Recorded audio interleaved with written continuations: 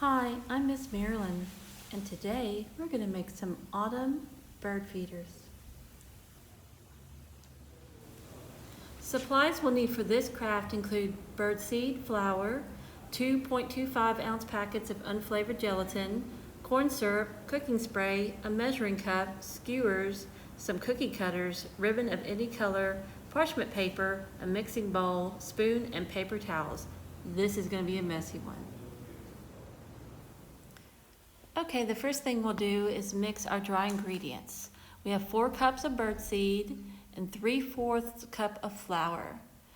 We'll add 2.25-ounce packets of unflavored gelatin or 5 teaspoons of unflavored gelatin to the mix.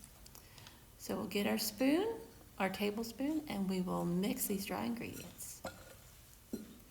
All right, next we'll put the wet ingredients, which includes a 1/2 cup of water and 3 tablespoons of corn syrup. So let's put the water in first. That's the 1/2 cup.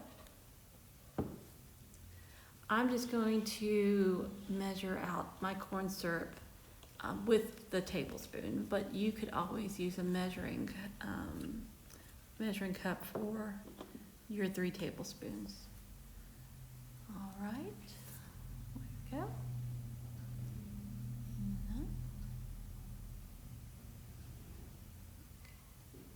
And our last one. All right. Start mixing that up. We're going to close the corn syrup because if it spills, that's a very sticky mess. So let's mix it. It might be easier to mix it with our hands. So let's make sure our hands are clean and we'll just mix it with our hands. And there we go.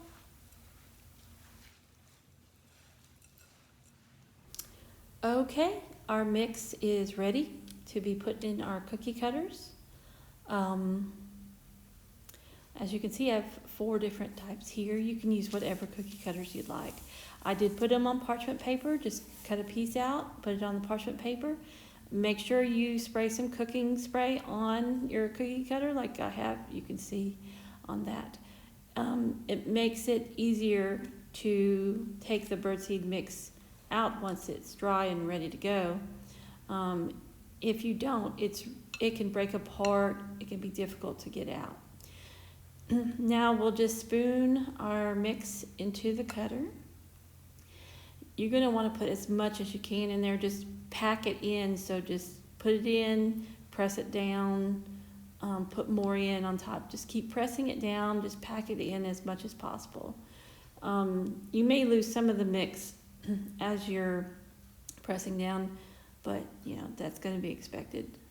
So just really press it down, pack it in, get as much as you can. Now, like I said, my cookie cutters are small, so you may want to use some bigger, taller cookie cutters. I mean, the mix, you got quite a bit of mix, so you could make some really large bird feeders. Okay, there you go. And I'll just clean it up a little bit. And now we're going to put a hole in it so that we can hang it. We're going to use a skewer. We're going to make a hole about the diameter of my pinky. So make it a good size. You don't want to be too close to the edge because your bird feeder could break and then the hole would be useless. So make sure to come in a little bit, put in the hole all the way through. There you go. Okay, well, we let the bird feeders dry for 24 hours and we take them out of the cookie cutter. If you sprayed some cooking oil on it, it should easily come out. If not, you may have to use a skewer or something to help you get the bird feeder out. Okay, and as you can see, we have our hole right there. So we're going to use a ribbon. You can use a ribbon of any color or style you wish. I'm using this green ribbon. And we're going to put it through so that we have a ribbon that could allow us to tie the bird feeder to a tree branch or wherever you want to put it outside. So we'll put the ribbon through. There we go. See? Like I said before, you need your hole to be a good size. So about the diameter of your pinky is a good size. There we go. And tying it. I'm going to tie a knot to keep the ribbon from slipping.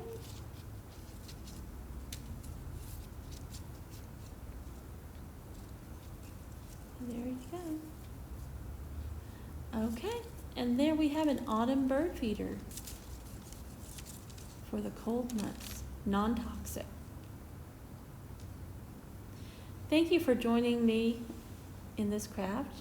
I hope to do it again soon. Thank you.